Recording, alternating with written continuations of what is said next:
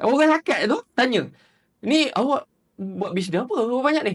Saya main TikTok je. TikTok? Seriously, dia pun terkejut. Sebab yelah, orang tua kat jaga tu. Main TikTok? Dapat duit? Itulah sebab aku nak cerita experience kat orang. Seriously, sebab aku memang terlampau banyak buat duit dekat live. Dan aku di antara orang antara yang banyak buat duit kat live lah, main ranking semua.